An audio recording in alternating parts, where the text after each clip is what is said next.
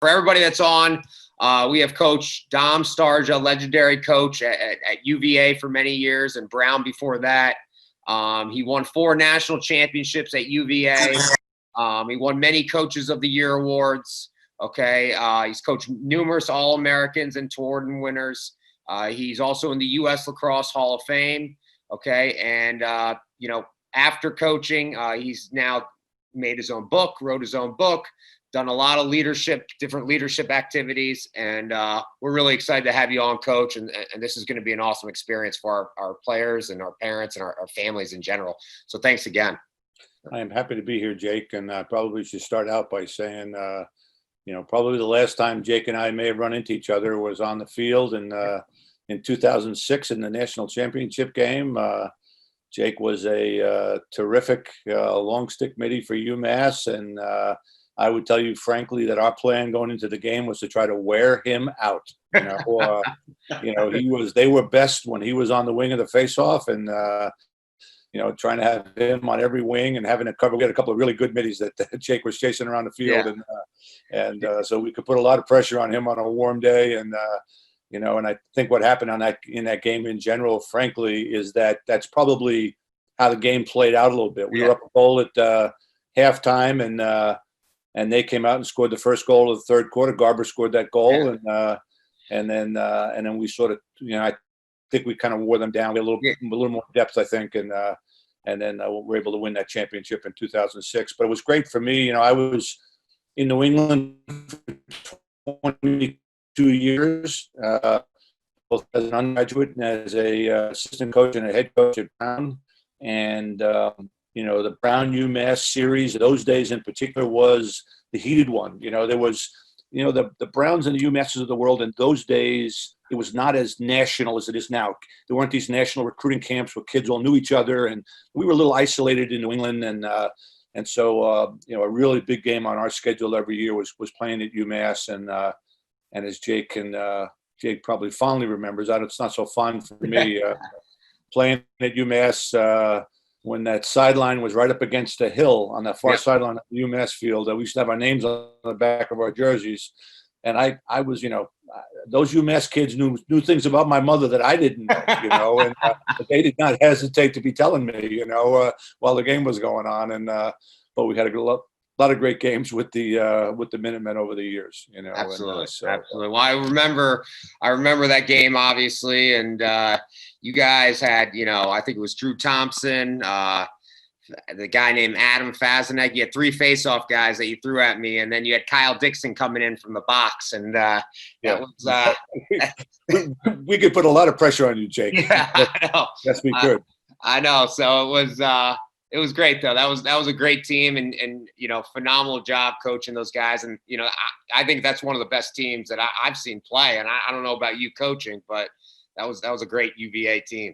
It was, and we're going to talk about leadership, and I don't talk about that team as quite as much as some of the others, because that team was so talented at the same time. But a common theme of what I'm going to speak about this evening, for the most part, is about the requirements of leadership for success in a team sport. And that team, which had a lot of great players in it, but the mantra for that team was nothing gets in the way of the lacrosse, and so that was a group that we had 2 academic All-Americans. You can be great on community service. You can have relationships off the lacrosse field and all, but that was a team that focus was on what we were trying to do together as a group. And it wound up, it carried us throughout the season and stuff. And, and so leadership can take some different forms like we're about to talk about. But for that team was a little different for us because there were probably 5 or 6 guys that were in a leadership role with that team and did such a great job, kind of keeping that group together, Absolutely.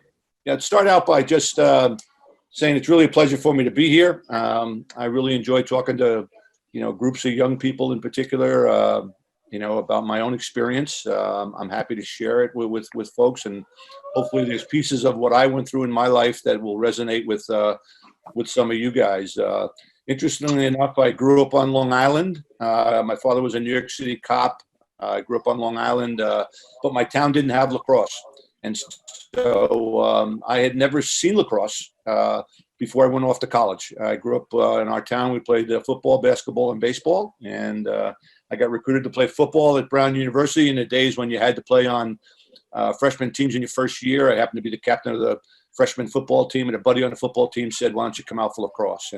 And so for me, I was still trying to find my way socially and still trying to find my way academically at a place like Brown, but I was very comfortable on the athletic side of things. And so when someone suggested that I play lacrosse, I was curious about the game, having heard of it growing up, certainly, even though I had never seen it. So I went out for lacrosse my freshman year. Was the first time I picked up a stick. And so when I talk to young people in general, and I'm seeing guys that maybe feel a little bit badly that they are a little behind their peers in stick handling or in skill wise and all, I'm always saying to them, look, I didn't start playing the game until I was 18 years of age, and so when I started playing, I just fell in love with it. And so it almost sounds like I'm making it up, but almost as if when I first picked up a stick, I felt almost as if this is what I'm supposed to be doing with my life. And I played 2 more years of varsity football in college, but I was distracted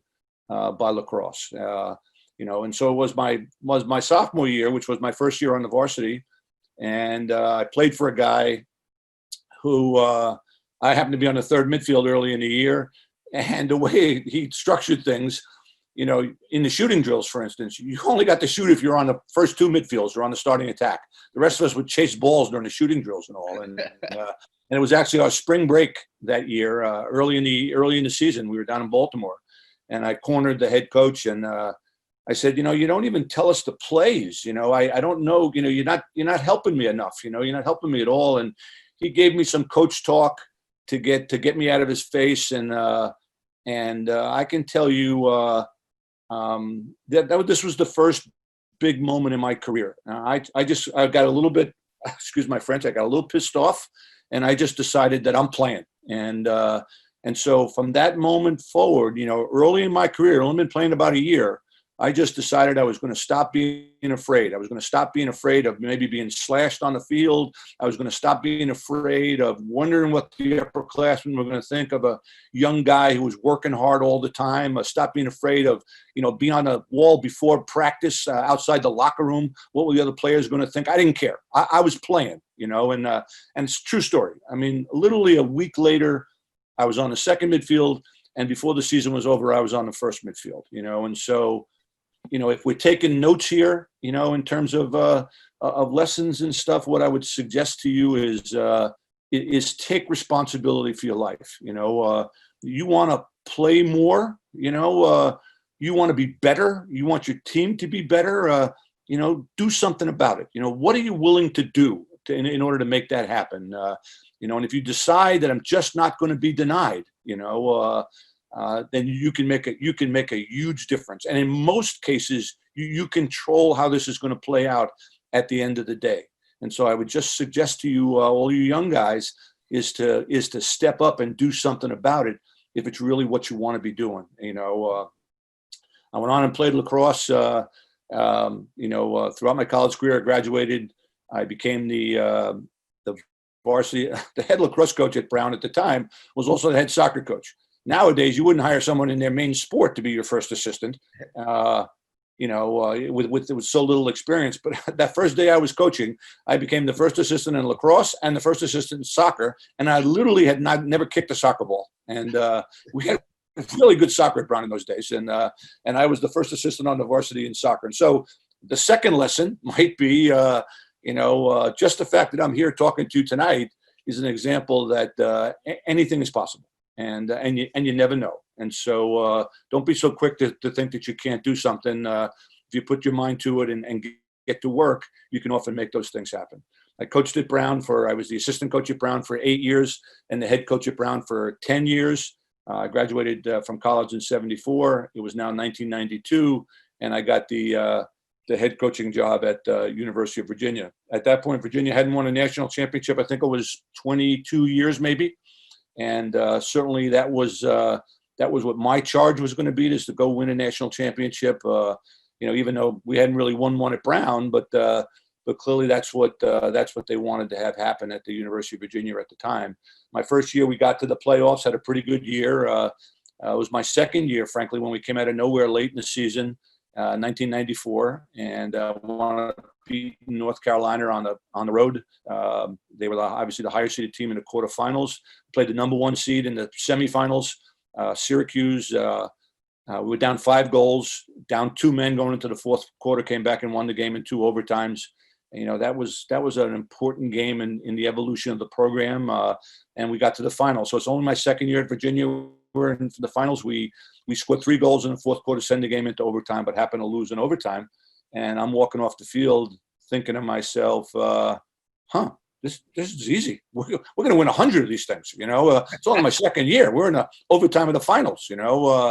Next year we get back to the semifinals. We don't win. Next year, my 4th year at UVA, we actually played our way back into the finals again. Down 3 goals in the fourth quarter, similar to 2 years before that. Come back and tie up the game, send the game into overtime. I can still remember this distinctly. We're in the huddle, about to go out for the overtime in the national championship game. We used 2 face-off guys throughout that season. We used 2 face-off guys throughout that game. I didn't know who was going to take the face-off to start the overtime. And one of the boys was a big football kid from Eastern Massachusetts by the name of David Wren. And I made eye contact with David across the huddle. He was a big kid. And he mouths the words to me, "I got this one." And so it's been 25 years now since Virginia's won a national championship. And so what more could you ask from a young man, from a young person, than to have that reaction in this situation? And so I'm thinking to myself, we're in, and so we go out, we line up for the face-off in overtime, and David couldn't have lost that face-off any quicker had he just taken the ball and rolled it to the Princeton guys, and Paul gets in a Jesse Hubbard stick, bam, back of the net. We lose again in overtime. We don't win the next year. We don't win the year after that. And so I am, I'm starting to come to the realization, I understand that, it's hard to win. It's hard to win. People, lots of people are trying really hard to do it. And so if you feel like you're working really hard in order to reach your goals, just understand that lots of other people are doing the same things. And so you need to be relentless in your pursuit, and there's no deserve, in sports. You get to that second overtime, David Wren has that reaction. You feel like, hey, we deserve to win here. Virginia hasn't won. It's been 25 years, but there's no deserve. You either make the play that's going to, win the game or you don't. And you think about, so many examples of it being hard to win. When Maryland won the national championship in 2017, just a couple of years ago, it was their first time in 42 years. They had been in 9 national championship games. They were 0-9 in national championship games. You think of Bill Belichick, almost being run out of Cleveland as a coach. Tom Brady being a low round draft choice. And so there's lots of examples of it being hard to win. There's no crime in that. I've heard the expression. People of value have scars, and so. We suffer a little bit, but we continue to persevere. And at the end of the day, you keep knocking on that door, you find yourself back with another opportunity and a chance, and you finally do break through it. Sometimes, at some moments when you least expect for it to happen. So I've been in my case in that situation. I've been in Virginia now 5 or 6 years. We haven't won a national championship. We've been close. You wonder what Jake is doing during the day, what coaches do during the day, they're always trying to imagine how to do it better. I'm a lacrosse coach at the University of Virginia. We haven't won, I'm trying to invent a better mousetrap, a better extra man play, a better practice plan. Who do I have to recruit that's going to get us over this hump? You become a little, desperate thinking about those kind of things. And I'm sitting in my office, if any of you can imagine, middle of July in Central Virginia, really hot day. I'm looking out my office. I could see the practice field down below. And there's somebody running up and down lengths of the practice field in the middle of July, holding a 45-pound plate above his head. And it was one of our rising seniors, a guy that had won our leadership award is both a sophomore and a junior. And so on a team as talented as ours, for a sophomore to win our leadership award is saying that this person had the basic tools, to be the kind of leader that you needed to be able to lift the people around him and all. And then going into his senior year, he just decided that this is going to be different. We're going to get this done. There was a different urgency to in terms of all of our discussions, our team meetings, our preparation. There was just an edge to it that maybe hadn't been there before. This young man's name was Tucker Radebaugh. And so the story going on, the end of the story is that we won the national championship in 1999. Virginia's first in 27 years. That was my first championship. We played Syracuse in the final game, and we're happy to play. So you look at somebody like Tucker, in every, when people ask me about the common denominator of the best teams I've had, and it doesn't mean that you have to win a championship at the end of the day, but what it means is that a team that plays closest to its potential, the common denominator for all those teams was great internal leadership. It can take some different forms, like I described in that 06 team, which had a lot of really good players and a lot of older guys who were deeply invested in the program. But in other situations, I happen to have won a couple of other national championships, and generally, all it's required is one guy. One guy fully committed to what you're trying to accomplish can lift the entire group. It can be more than one, but it could only take one guy. And so it's the power of what you may possess in yourself if you want to be that person that can lift your teammates, your peers, and your team to take them to a place where maybe that they've never been before. When I was out in Missouri, actually, when I first retired from coaching, I think it was probably my first spring after coaching. I was out Missouri Country Day. Andy Kay asked me to come out, and I spent a couple of days out with them, and I was talking to the team, and one of the juniors on the team asked me, what are the individual characteristics of great leadership? Boy, it puts me on a spot, and I think there are a lot of words that you could have chosen to fit that, to answer that question, frankly. And but the word I chose that came to mind at that moment that I chose is the one that I still use now when I talk to people about this issue, that I think perhaps sits first and foremost, and that's fearlessness. You want to be a great leader. You want to be that person. You need to be fearless. I think you can all imagine to yourself how challenging it is to stand up in front of your peers and say to them things that they may not want to hear. Hey fellas, this is how we're going to do this. We're going to do it like this all the time, and we are not going to be distracted from our goal. Not an easy thing to do. Whether you happen to be 15 or 16 years old, or you happen to be 19 or 20 years old on a college level. And so that certain fearlessness is a requirement. And you need to be able to, you need to sort of be able to take it to the edge of reasonableness without stepping over the edge. I'm sure we all know guys that, scream all the time, or scream on game day, and are always yelling at you. To me, that's not leadership to me. If you become unreasonable, you make unreasonable demands on your peers, they're going to start to tune you out. And so you need to know what the limits are and get to the limit without stepping over that line and stuff. At the same time, so you need to be able to stand up in front of your peers. At the same time, you might need to walk into the coach's office and say, hey coach, we need to do this, or we need to not do this, or this is affecting us one way or the other. And again, as you can all imagine, that's not necessarily an easy thing to do.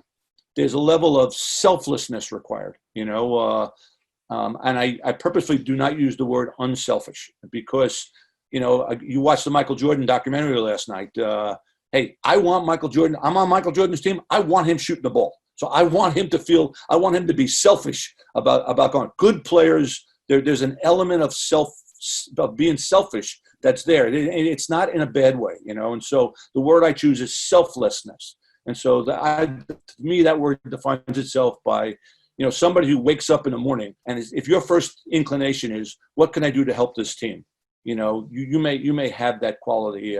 You may have that quality. We might need you to play on the defensive midfield rather than the offensive midfield. We only need you to play on the left-hand side rather than the right-hand side. I became a defenseman. I was running on the first midfield as a junior in college. I'd worked really hard to get there. And it was 2 days before our first game when the head coach told me, hey, Dom, go in and get a long pole. And I became a defenseman. And so I was willing to do that and all. And so, again, putting the team and putting your peers ahead of yourself is that level of selflessness. You need to be honest. Honesty may be the core value in sports, in team sports in particular. You don't need to go looking for trouble. You don't need to go find your teammates and tell them how terrible they are. But when somebody says something to you that's unreasonable, the coach is not playing me because he hates me. You don't just simply agree with that because it's convenient, and it feels good at that moment. I am telling you, and I have no reason to BS you guys. I'm telling you right now, if you tell your friends, you tell them the truth when they ask you or when they say something that needs to be corrected. It may be difficult at that moment, but I'm telling you, it won't be too long after when that person comes back to you and says, hey, Jake, I appreciate you being honest with me back when I was a sophomore, I was a junior, or last week or last month or whatever else. People are going to respect you longer, so respect you more in the long run for telling them the truth. And it cuts to the core of what holds a team together. And it's that the opposite of that is what tears a team apart. When people have asked me what kind of things happen to your teams that were not as successful, it's generally that there's a distrust amongst the players. And it starts by guys not being honest with each other. You need to be a hard worker. If you happen to be the best player and you're a hard worker, then as a coach, you draw great comfort from that. But you don't have to be the best player. But if you want to be a leader on your team amongst your peers, your effort has to be first. You don't have to be first in the running, but your effort has to be first. When you're going to turn to your teammates and say to them, we got to work harder. They got to know that you are working as hard as you can. You'll buy some moral authority by doing that. I tell the story all the time. Chris Rotelli won the Tuaraton Award in 2003, and we won a national championship that year.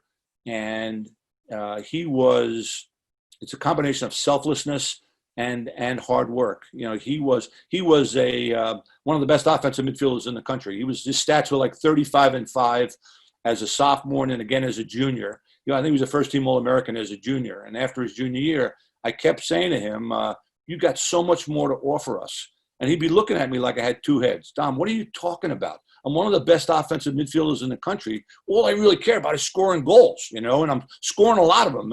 And we needed him to score those goals, But I kept saying to him, you got more to offer us, And going into his senior year, he just decided, I'm not even sure what you're talking about, but I'm going to give it up, And this is the God's honest truth. From September of his senior year until the national championship game in May, he won every run at every distance. In those days, we used to run distance on the roads. You guys don't do that anymore. But we used to, once a week or twice a week, we used to run 5 miles in the mornings.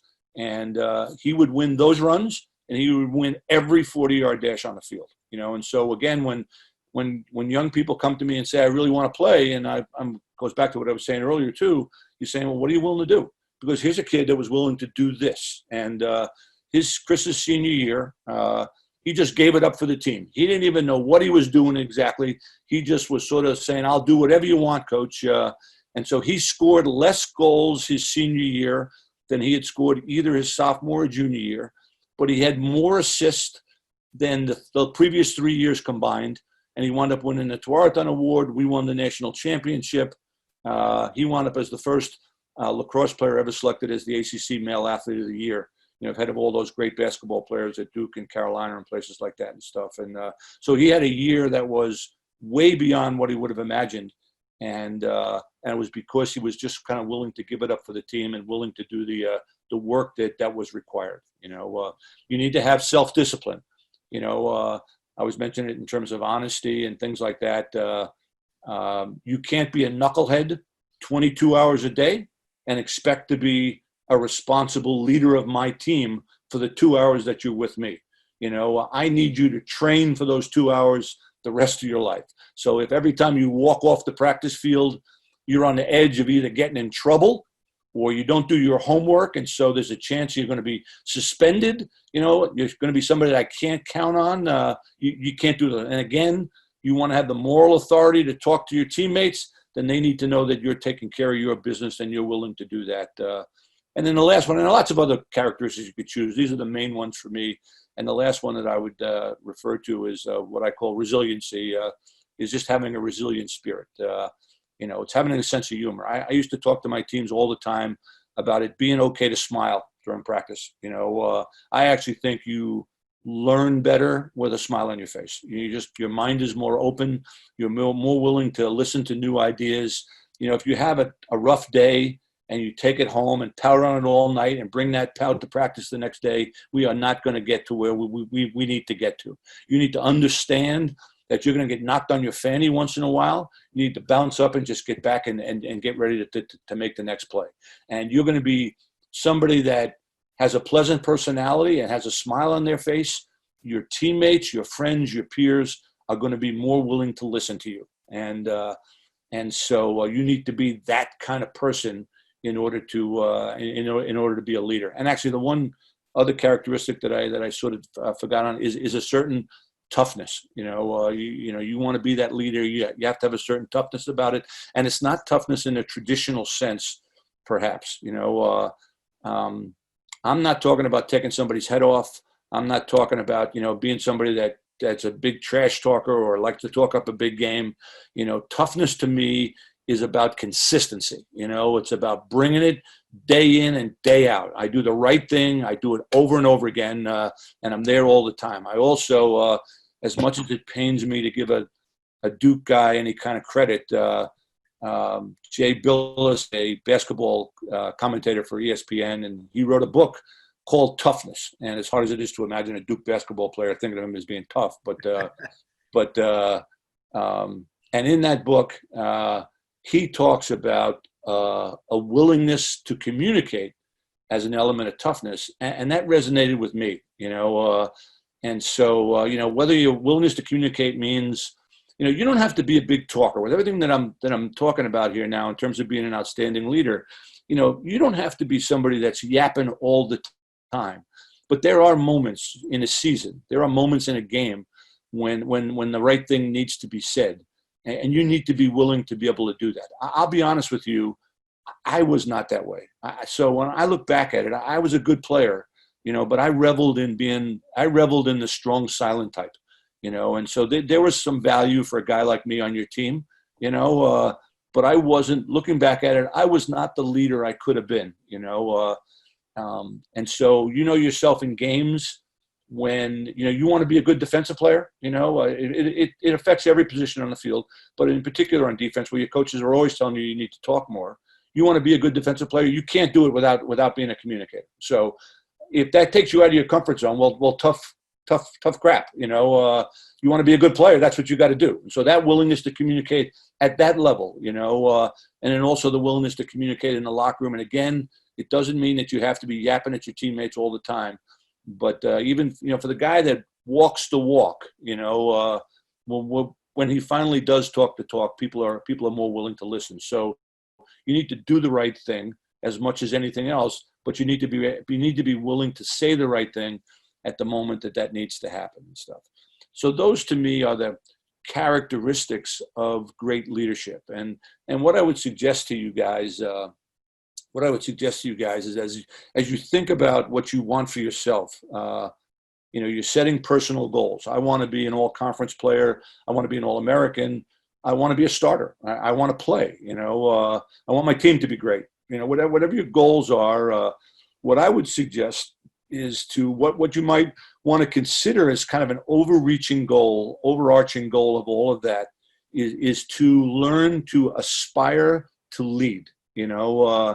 Is that if you do the things that I was just talking about, about fearlessness and selflessness, if you are the hardest worker, if you're tough, and resilient, if those are the priorities because of how it's going to help your team and your teammates, you potentially are going to experience what Chris Rotelli did, which is that it's going to take you to places that you barely could only imagine for yourself. And so putting the welfare of your teammate ahead of how do I become a better player? Put your teammates' welfare ahead of your own, and so try to elevate the people that are playing alongside you, and if you can actually do those things sincerely, like I said, you are still going to turn into, I think, potentially a better player than you even would have imagined, so aspire to lead. A couple of other things that come to mind when we're sort of talking about this topic is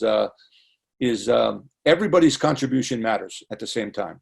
Toward the end of my career, I would be telling guys, and I know it sounds a little like coach talk, but I would be telling guys that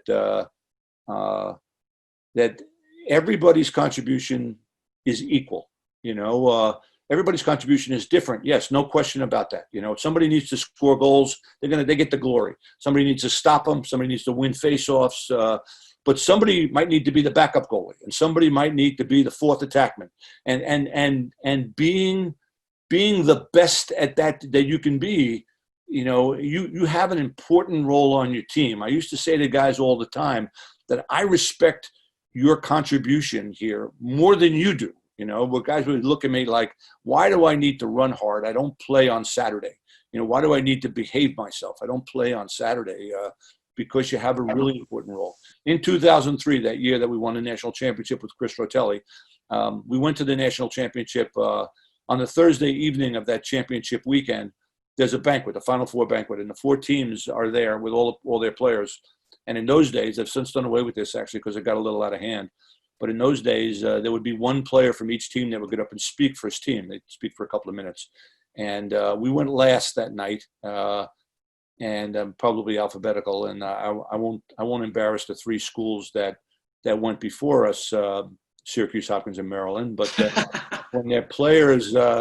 when each of their players got up to speak, frankly, one was more embarrassing than the other, and so there were a lot of hey, I hope you guys are ready tomorrow because we're going to kick your butt and this and that and blah blah blah blah blah, and then we had a boy get up and our guy get up and spoke, and I hadn't been the one that chose him to speak for the team.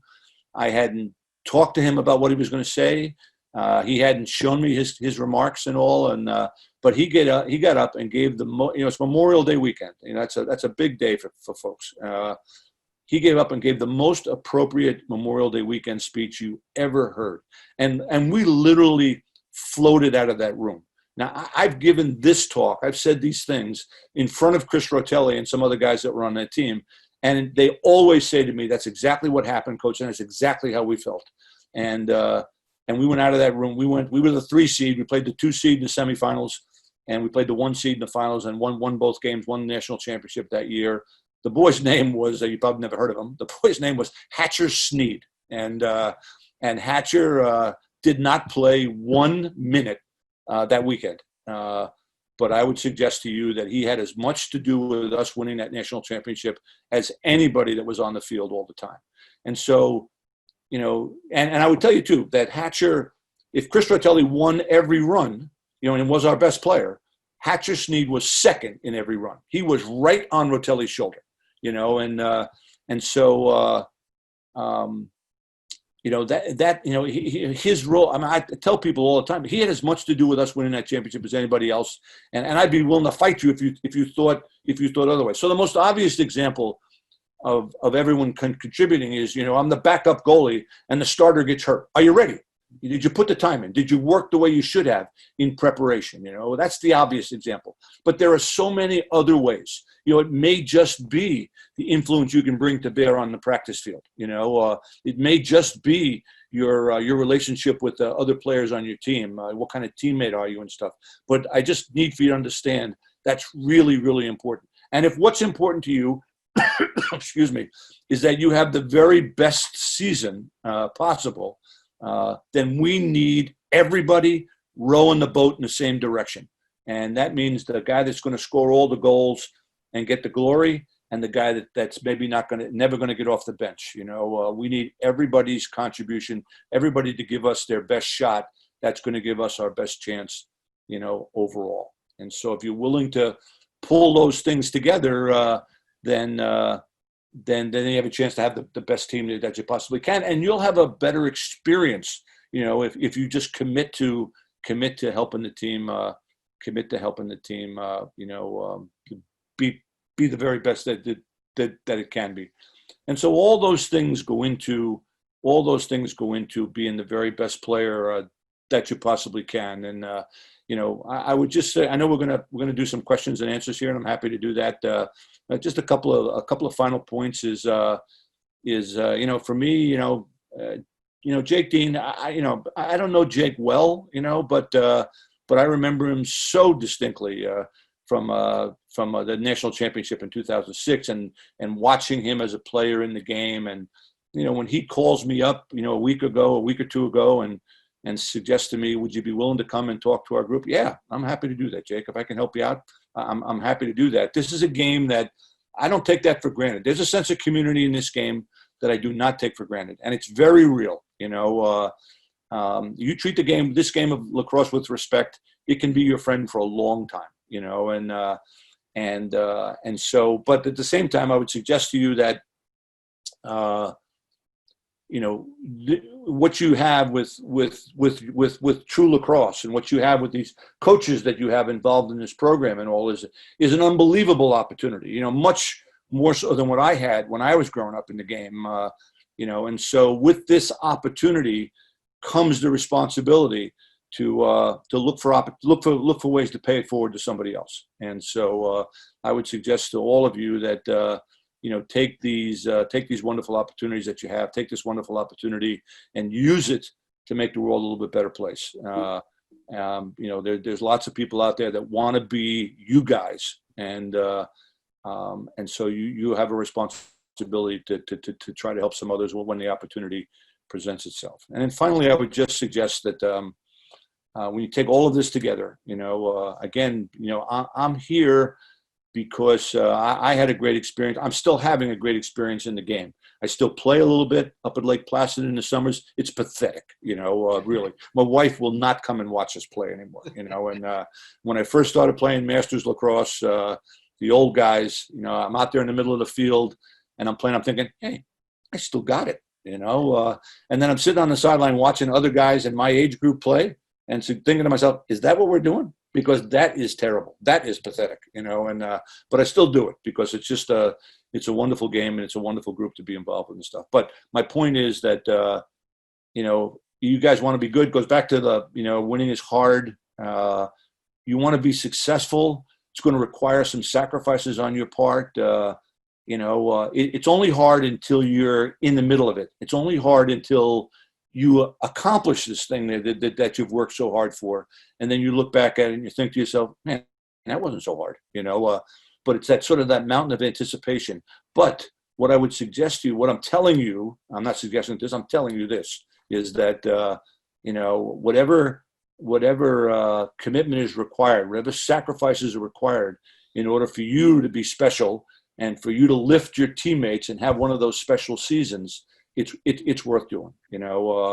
For some of you guys, you'll play at the next level. You'll play in high school and you'll play in college. Some of you won't, maybe. But like Jake and Mike would probably tell you, this goes so fast, and what you don't want to do, fellas, you don't want to waste any of this time right now.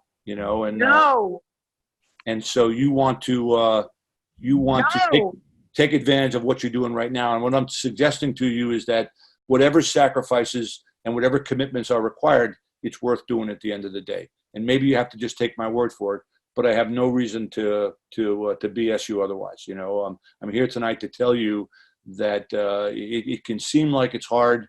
It's a joyous exercise, and when you're looking back at it, you think to yourself, "Man, that was worth doing." I'm really glad that I was willing to do those things that got us where we wanted to be and where we wanted to get to.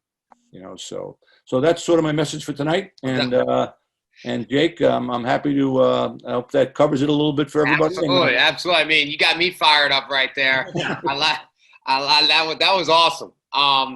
I guess I had a question, and I know Mike Gabel, my other partner, he might have a couple. But you know, you talk about leadership and how important that is to a organization, a program, a team, and you talk about these different characteristics: fearlessness, selflessness, honesty, you know, being the hardest worker, self-discipline. You know, a lot of kids might look and be saying to myself, "Hey, I don't have any of those right now." All right. Do you feel you can develop those as you continue to grow as a person?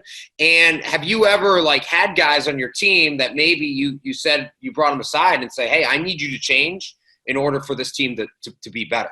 Absolutely. And I would suggest to you that there are guys that walk into my office door and, you know, the first time, and they have a certain presence about them that you feel like, ooh, he's going to be an important player in this program, you know, and just by meeting them, you know. But as much as anything else, leadership is a learned skill, I believe, you know. And what I would suggest to you young guys who are thinking, wow, fearlessness, I don't know if I got that and stuff, is don't worry about it. You know, what I'm suggesting to you right now is to at least listen to what I'm saying. You know, there may only be one instance when you have an opportunity to do the right thing, you know, that your teammates are acting silly or whatever else. And, you know, when that's happening on the practice field, you know, coaches on the field trying to get everybody organized, and guys are on the sideline gabbing and not paying attention. You know, very quietly, somebody might need to say, "Hey, fellas, let's pay attention here." That's the first step of fearlessness, you know, for instance. And so don't think of it as, you know, standing on top of a mountaintop, being willing to paraglide off of there, you know. You'll grow into it, you know. The key is to hear what people are saying, and just kind of live your life, but try to understand that for me, leadership is sort of a first person exercise, you know. And so when, you know, again, for young players, when I'm out there on the field, it's not so much about let's go. It's more about watch me. You know, and whether you know, maybe in the beginning you're not saying that, you know, because I'm not quite comfortable. You know, I'm a young player on a team with a bunch of older guys. I don't want to be sticking my nose in every huddle and stuff. But you're playing that way. You're playing. You know, you watched the Michael Jordan documentary last night. You know, it took him. It was inside of a week when this college guy, you know, walks onto this pro team with all these pro veterans. And within a week, they knew he was the best player and the leader of the team, you know. And it wasn't as if he walked in the locker room and said to everybody, "Hey, pay attention. I'm the guy in charge now." You know, you have to sort of earn that, and it didn't take long for him to earn it. And in your case, in most cases, it'll grow. You'll grow into the role. But you've heard that, wow, if I want to be a leader on this team, I need to work hard. So you don't need to tell anybody that. You just need to start to work hard. You know, you need to look maybe for an opportunity to say the right thing at a key moment. You know, you need to, you know, wake up in the morning and thinking about the welfare of the team. You know, it's something that you can do right now. You know, no matter how old you are. And so it may not manifest itself in an outgoing way right off the bat, but if you're meant for that role, you're going to grow into it. You know, and so. Don't be afraid of the fact that I don't know if I have those qualities right now. You know, just try to do the right thing and look for opportunities to step up and put yourself in a position where you're a positive influence on your teammates, and you'll grow into that role. You know, in all those teams, I think of Chris Rotelli, I think of Tucker Radebaugh, 2011, Bray. So Chris Rotelli wasn't a great leader. Chris Rotelli, did not really lead the team until his senior year in college. Bray Malphus was our captain in 2000. On my last national championship team was 2011, and the captain of that team was a kid who, in the beginning, I thought he might transfer. He and I butted heads in the beginning of his career, and he wanted to do things one way. I wanted to do them another way, I would never have imagined that he was going to turn into the leader that he was. We won the championship in 2011 because of the leadership in our locker room, and it was mostly because of Bray. But he grew into the role. He softened his edges, and I tightened mine up a little bit. And we had a little meeting of the minds, and he grew into that role and became a great leader. But by the time he was going into his senior year in college and stuff, so don't worry about it. If you feel like it's a little overwhelming, just like I say, do the right thing and look for opportunities to maybe demonstrate some of these qualities. Coach, just to build off of what you kind of just talked about, because it was something that I was thinking about. So I know you gave advice about the kids trying to incorporate a lot of those things. Have you ever run into a situation where you had like too many alpha males, like too many guys trying to impress you or impress their teammates, and then there was kind of some bashing going on, and maybe how kids can maybe ease into it, and then maybe even some of the coaches that are listening in, how to kind of handle a situation like that? Yeah. It's not likely that, when I've had groups of, when I've spoken to, I speak to especially college guys. If I speak to like the seniors or the captains or the leaders of the team, if a coach designates this group of guys, and would you meet with these 5 or 6 guys? And I'm happy to do it. And what I always tell them is that my concern with 5 of you being here in this room is that one of you.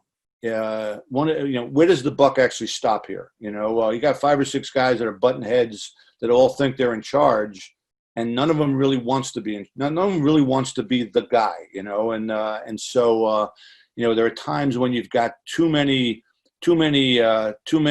cooks in the kitchen, and the truth of the matter is you might need to you need to make sure that one of them is going to be that alpha guy, is going to be that guy that's ultimately going to be in charge. I used to, the guy that runs, and you've ever heard of the program, which is that Navy SEAL program, that that guys come in and they throw you in the pool, sweatsuits, and guy that runs that program is a guy by the name of Eric Kapitulik. And Eric, I've known Eric for a long time, and he and I used to talk to him about this all the time, and we would say that he would say to me, I would ask him, how many captains should you have? And he would say, you can only have one. You can only have one leader on a team. And I would suggest to him that it's not the same. I said, I understand in your profession, you're in a foxhole, they're shooting live bullets. You got to keep your heads down, fellas, or else somebody's going to get their head blown off. On a college team or a club team, there's too much BS. There's somebody's late for practice, they don't wear the right socks, they were late to study hall. It's too much for one guy to have to deal with all that stuff, and so you can have, I think, on a college team, or you can have a couple of captains and a couple of guys that are sort of leaders, but you need to have one guy in charge. What I would suggest is that if you it's sort of like having, I got 3 goalies. They're all really, I got 3 goalies. The truth is that you probably don't have a goalie. And so you got 5 or 6 alphas. That's a good thing. But what you might have to do is figure out which one is really the guy, and figure out, try to find a way to be able to bring that group around so that this guy's influence, which you regard as the most positive of all those guys, is the one that's predominant. You're giving him a chance to blossom, even in this atmosphere of a bunch of energized peers, so. Tom, I had a quick question, then I'll open it up to the kids and the parents, maybe to ask some questions. During the 2010, 2011 season, you dealt with a lot of adversity, okay? And you ended up winning the national championship in 2011. But, you had to deal with what happened in 2010. Then you had to deal with, kids getting injured, getting kicked off the team in 2011. Obviously, nowadays, kids dealing with adversity is more along the lines of, I didn't make this team. How am I going to respond to that? Can you talk a little bit about how you dealt with that adversity and how you broke through it? Because to me, that 2011 championship, that must have meant so much to you, just going through everything you had to go through. So that was the most amazing championship. It's funny with what's going on the internet these days. Especially these guys with all their time on their hands, or you see these highlights up of all these games and all. And one of our guys was John Haldy, who was one of the co-captains on that 2011 team. He wasn't that main guy I was talking about, but he was another co-captain on that team. He was talking about what that 2011 season meant to him. It kind of raised it to this day. It raised the hair on the back of my neck when he was talking about it, and I hadn't thought about it in the terms that he was talking about it. Getting through adversity is the key piece of what we do. If we were going to win every game, hey, life would be easy. Whether I'm a coach or I'm in business, I think of Mike Krzyzewski at Duke. He was talking about this and about that. I watched an interview, and he's obviously a very good coach. Hate to keep talking about Duke as if I got a bone to pick there, but you're thinking, Mike, you replace. When I think about John Wooden at UCLA, and all of his lessons and stuff. He went from Lou Alcindor, Kareem Abdul-Jabbar to Bill Walton to Sidney Wicks to.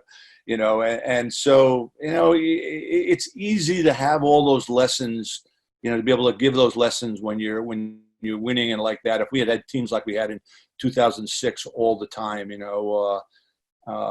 so, it's the obvious example is a statement is simply that, adversity, brings out our character and stuff. And so you need to decide what's important to you. You need to decide what kind of values are going to rule your life way before, the trouble comes to your door.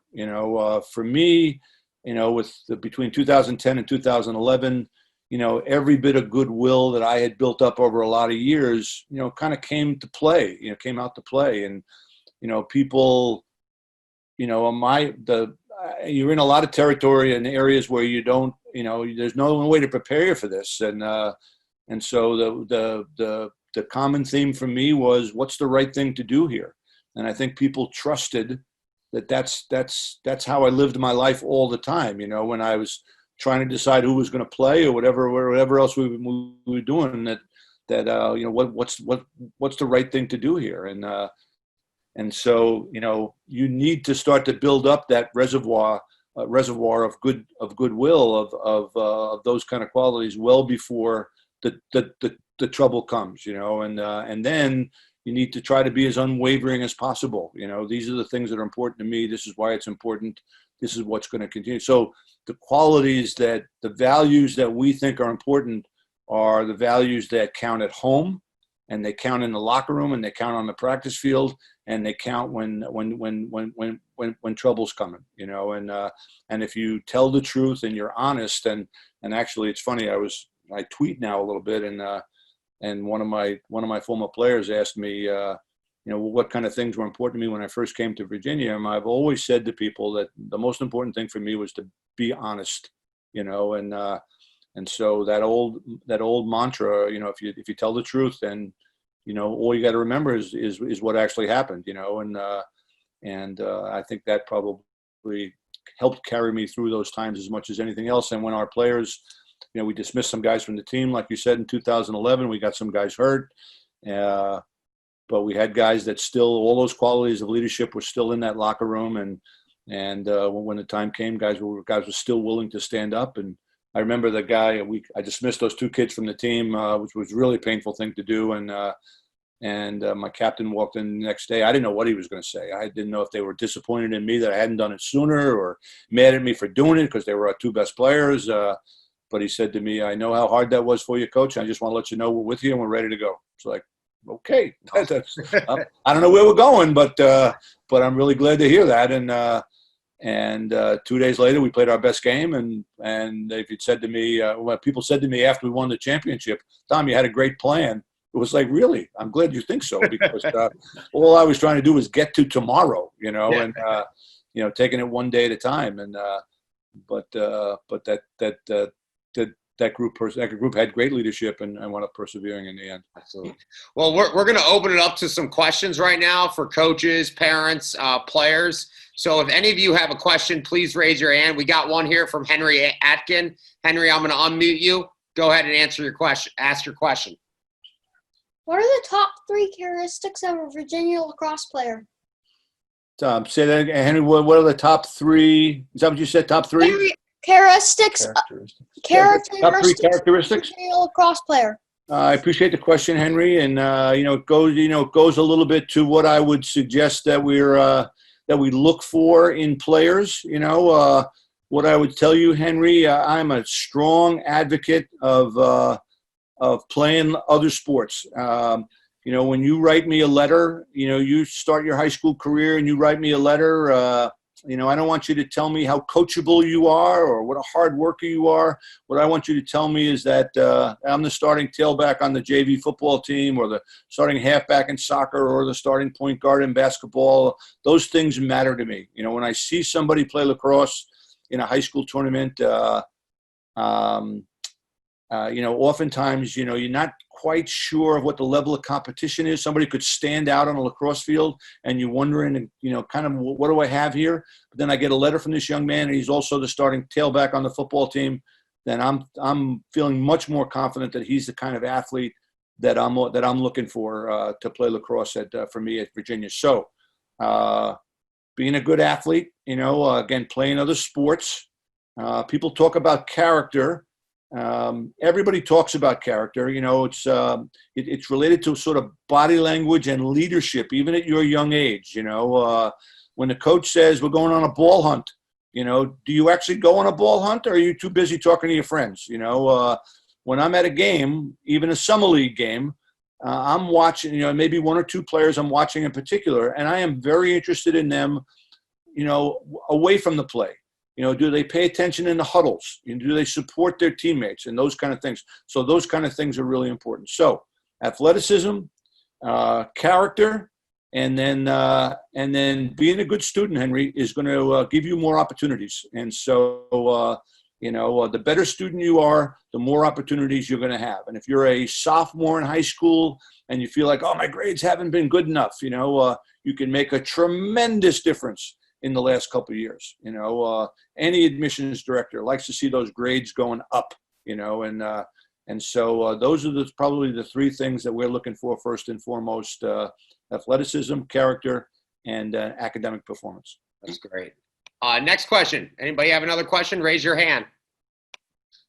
I got Tyler Hill right here. Okay. Looks like he's available. Let me unmute him. Tyler, you there? Yep. I was just wondering if college coaches are currently looking at 2024s. Okay, you're talking to somebody that's not coaching in college these days, and I don't, those years. When the rules changed 2 years ago, and I actually, I had a lot to do with writing those rules actually, but I haven't been coaching in college for their implementation. The key year, what the rules did effectively was give you back your freshman year. So during your freshman year in high school, you do not have to worry about colleges. I'm a college coach. I'm running around in the summer trying to watch guys play. I might, I'm going to listen to names of people that somebody says, hey, this kid's really good. He's a 9th grader. Okay, I'm going to listen to that, and I'll maybe write his name down in my book. But I'm not going out of my way to go see that guy play. It's your sophomore year. It's the summer after your sophomore year that's the key year. And, that's as you're in your sophomore year, there's a young man in this town who's a friend of a friend who's a good player, and he's a sophomore in high school. We've been talking throughout the year, and I've said to him, this is the year when you need to get a little stronger. You need to get ready to make a good impression in the summer after your sophomore year, because that's going to be the first time that the college coaches are going to make an effort to take a good look at you, and then, if I don't blossom until my junior year, do I still have a chance to be recruited? Yes, you do. Almost all of these college programs can find another spot, even if they think they're done or they tell you they're done because it's convenient. If you're good enough, they can find another spot for you. I was a late bloomer. I put on about 25 pounds between my junior and senior year in high school. I was a good high school football player my senior year, and so by the standards by which lacrosse players are being recruited, I wouldn't have been recruited, frankly. And but you can always, as a college coach, you can always find a spot for somebody who's good enough. But the key piece, so I don't know what year 24 is in the world, but it's that sophomore year, that summer after your sophomore year, that's the key year. That's where the college coaches are going to initially spend their time looking at guys. All right. Landon, did you have a question? Yeah. I was just gonna ask, what was your favorite part of coaching and playing the game of lacrosse? Well, I loved everything about playing the game. I loved the feel of a stick in my hands. I played with the old traditional sticks in my first year and a half. I loved that. I was a history major. My best friend in college was a Native American, a Mohawk, who was the best player on our team. And I loved the history of the game. So everything about the game, I loved the game. And, like I say, I still, I'll tell you the truth, fella. I'll be 68 tomorrow. Thank you. I would still take a ball and a wall and go out and find a wall. And I just love doing that, and I did it every day in college. I was at an Ivy League school, a little overwhelmed academically, playing 2 sports, but I found the time to on the ball and a wall every single day, and so for you guys, again, don't come and talk to me about how much you want to play until you're willing to do the things that you need to do in order to be able to, take responsibility for your life. That part of it. Coaching wise, I love the process of coaching college lacrosse. I love the players. Those relationships. That's the key part of it. But I just loved the locker room and the weight room and the practice field and all of those things that happened on a daily basis. Frankly, I maybe have had enough of the games. I've had enough stress of the games, of all of that. So I don't miss that so much.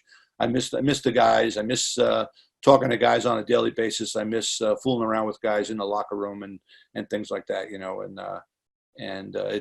Like I say, for all of you guys, what the endeavor you're involved in is a special time in your life. All right, we have time for a couple more questions for Coach Cooper. What is your favorite type of lacrosse player? Like attitude or stuff like that? Attitude? Yeah, like what's your favorite type of lacrosse player? Well, again, when I'm watching somebody play, Cooper, I want to see somebody play with some enthusiasm. I want to. I can see a guy that plays because he loves playing. Again, things that we've talked about. I like to see somebody get knocked down and bounce back up and make a play and, pick up work on a ground ball. If you're an attackman, do you ride? Do you get after the ball when the ball turns over? It's when guys send me highlight tapes. I don't mind that, but I want to see you lose a face-off. What do you do? How do you react to that? It's not the end of the world. And so you can easily see those things. Especially an experienced coach. And so I want to. You're out there on the field playing. You want to know what I'm looking at? I want to see somebody be a hard worker. I want to see you flying around. I want to see you patting your teammates on the back. I want to see you, like I say, having a resilient spirit of your own. And doing the little things. Those are the things that I'm looking for all the time. Great. All right, Jack, you're on. Jack, what's your question? Last question. So what did you play for high school and college for position-wise, or did you play all over the place for what the coach asked you? I never played in high school. And then in college, I started playing midfield. I was a midfielder the first 2 years. My freshman year, my sophomore year, and then my junior year, it was it's a true story. It was the Wednesday before our opening game of the year, my junior year, and we were going to play Virginia on Saturday. And I was at Brown, and the coach told me to go in and get a long pole, and I became a defenseman. And And I covered a guy, a 4-time All-American by the name of Tom Duquette, who has been the longtime coach at Norfolk Academy, wonderful guy. And he showed me some things on Saturday that I hadn't seen on the frozen parking lots in Rhode Island, before that. And then I played defense for 25 years, and now I'm a crease attackman, actually. And of course, if you continue to play defense, especially at my age, you have some responsibility to stay near your guy, and I don't want to put up with that anymore. So as a crease attackman, I get to make my own rules, and so. Well, Coach, I can't thank you enough for getting on. This was unbelievable. I learned a ton. I look up to you. I know the guys on here, they all look up to you as well. This was awesome. You spending your time with us and giving up your time to do this. And I just can't thank you enough. So. Absolutely. My pleasure, Jake. And I wish, everybody the best of luck. And again, I keep saying to people, I don't really have to be here. I'm here because, fellas, you are on the threshold of a wonderful experience. There is nothing like, working with a group of your peers to do something together as a team. And so I'm here tonight just to tell you to take advantage of it and that the work is worth doing at the end of the day. And I wish you the very best of luck going forward. This was awesome, Dom. I can't thank you enough. Again, if there's anything we can ever do for you, please let us know. And we learned a ton, and we all look up to you. So you can buy my book, Jake. That's all. All right, I am going to buy your book. I promise you that. So, thanks again, Coach. Mike, you take care. Okay, good to see everybody. All right, guys, take care. Yep.